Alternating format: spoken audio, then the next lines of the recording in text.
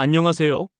오늘은 잠시 시간을 멈추고 만약이라는 가정을 통해 우리의 역사가 얼마나 소중한 기적 위에 서 있는지 함께 느껴보는 시간을 가져볼까 합니다.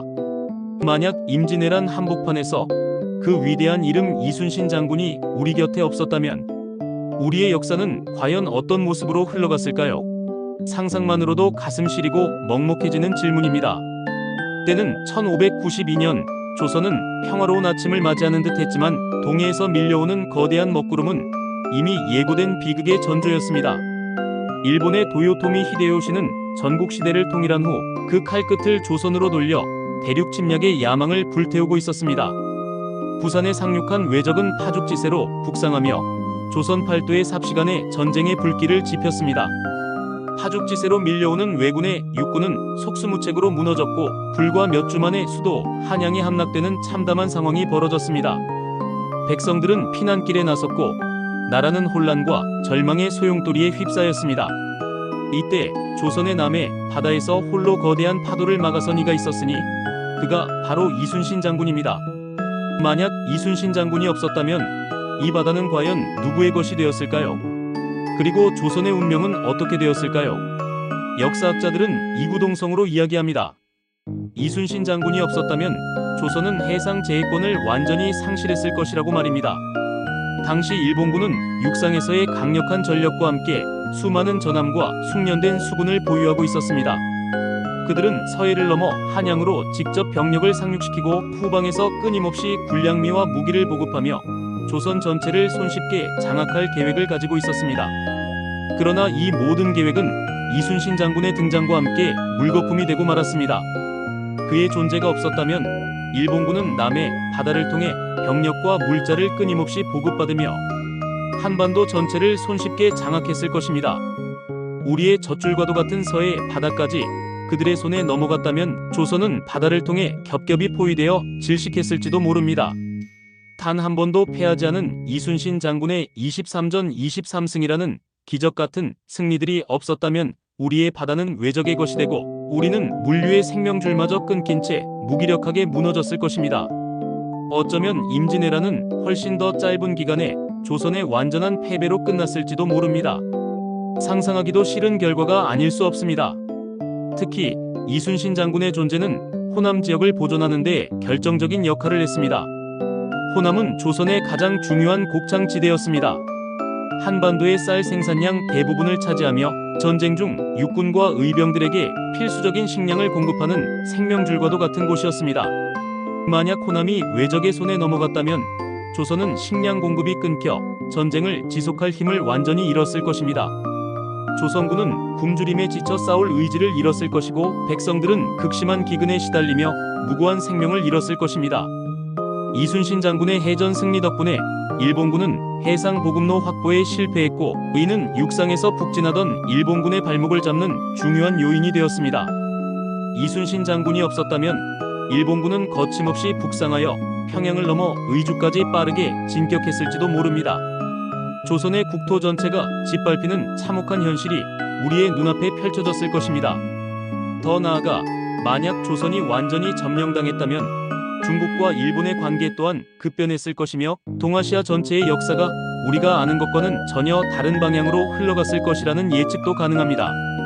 그만큼 이순신 장군의 존재감은 단순한 한 개인을 넘어선 동아시아의 판도를 뒤흔들 수 있는 핵심적인 요소였습니다. 이순신 장군의 업적은 단순히 전쟁에서의 승리를 넘어섭니다. 그는 단순히 용맹한 장수가 아니었습니다.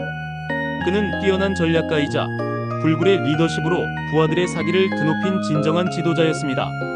조선의 수군은 일본 수군에 비해 병력과 장비 면에서 열세였습니다. 그러나 이순신 장군은 이러한 불리한 상황을 탓하기보다 지형지물을 활용하고 적의 약점을 파고드는 기발한 전략과 전술로 승리를 일궈냈습니다. 거북선이라는 혁신적인 함선을 개발하고 하객진과 같은 독창적인 전술로 수적 열세 속에서도 기적같은 승리를 만들어냈습니다. 그의 뛰어난 지휘력이 없었다면 조선의 수군은 산산이 흩어졌을 것이고 왜적의 함대가 한반도 연안을 유린했을 것입니다. 그가 세운 해상 의병 조직인 수군은 단순한 군대가 아니라 백성들의 자발적인 참여를 이끌어낸 민족 저항의 상징이었습니다. 명량해전은 이순신 장군의 존재 가치를 가장 극명하게 보여주는 사례입니다. 남은 배는 단 12척. 이 12척의 배로 거대한 외적의 함대 133척을 상대해야 하는 절망적인 상황 속에서도 이순신 장군은 필사즉생 필생즉사, 죽고자 하면 살 것이요 살고자 하면 죽을 것이다라는 명언을 남기며 기적과도 같은 승리를 이끌어냈습니다. 그는 물살이 빠른 명량 해협이 지형적 이점을 최대한 활용하고 백성들과 병사들의 필사의 의지를 하나로 모아 불가능에 가까운 승리를 쟁취했습니다. 만약 이때 이순신 장군이 흔들렸거나 그의 자리에 다른 인물이 있었다면 조선은 그 순간 완전히 무너졌을지도 모릅니다. 명량의 거대한 물결처럼 조선의 운명 또한 거친 소용돌이 속으로 빨려 들어갔을 것입니다. 그의 불굴의 정신은 조선 백성들에게 꺼져가던 희망의 불씨를 다시 지폈고 육지에서 싸우던 의병들에게도 큰 용기를 주었습니다. 이는 단순히 해전의 승리를 넘어선 민족의 정신적 승리였습니다. 그는 부하들을 아끼고 백성을 사랑하는 마음이 깊었던 사람이었습니다. 그는 개인의 안위보다 나라와 백성의 안위를 최우선으로 생각했습니다. 자신의 감정을 억누르고 오직 공정함과 원칙에 따라 군대를 지휘했습니다. 말단 병사의 공로까지 놓치지 않고 기록하여 조정에 알렸으며 전쟁 중에도 피난민들을 보호하고 군량을 확보하는 데 힘썼습니다. 전쟁 고아들을 돌보고 피폐해진 백성들의 삶을 재건하기 위한 노력도 게을리하지 않았습니다. 그의 이러한 인간적인 면모는 백성들에게 희망을 주었고 그의 뒤를 따르는 이들에게 큰 용기가 되었습니다. 이순신 장군이 없었다면 전쟁의 참혹함 속에서 백성들은 더욱 고통받고 좌절했을 것입니다. 희망의 불꽃마저 꺼져버린 암울한 시대가 도래했을지도 모릅니다. 그의 일기인 난중일기에는 이러한 그의 고뇌와 나라를 향한 깊은 사랑이 고스란히 담겨 있습니다. 난중일기는 단순한 전쟁 기록을 넘어 한 인간이 감당해야 했던 무거운 책임감과 절망 속에서도 결코 포기하지 않았던 정신을 보여주는 소중한 기록입니다. 이순신 장군이 없었다면 조선은 어쩌면 임진왜란을 버텨내지 못하고 일찍이 외적의 지배를 받았을지도 모릅니다. 우리의 역사 교과서에는 전혀 다른 내용이 쓰여 있었을 것이고 현재의 대한민국은 존재하지 않았을지도 모른다는 암울한 상상도 해봅니다. 그의 존재는 단순히 한 명의 영웅을 넘어 이 민족의 운명을 지탱한 거대한 기둥과도 같았습니다. 그는 조선을 지켜낸 영웅을 넘어 후대에까지 이어지는 민족 정신의 상징이 되었습니다. 우리는 이순신 장군에게서 위기관리 능력, 솔선수범하는 리더십, 그리고 조국을 향한 헌신적인 사랑을 배웁니다. 그의 지혜, 용기, 그리고 불굴의 정신은 오늘날 우리가 직면한 수많은 어려움을 극복하는 데 필요한 지침이 되어줍니다. 그의 희생과 헌신이 없었다면 우리는 지금 이 순간 자유로운 대한민국에서 살고 있지 못했을 수도 있습니다. 그의 리더십은 단순히 전쟁에서 승리하는 기술이 아니라 조직을 이끌고 사람의 마음을 얻는 진정한 지혜였습니다. 이순신 장군이 없었다면이라는 가정은 우리에게 현재 우리가 누리는 평화와 번영이 얼마나 소중한지를 다시 한번 일깨워줍니다.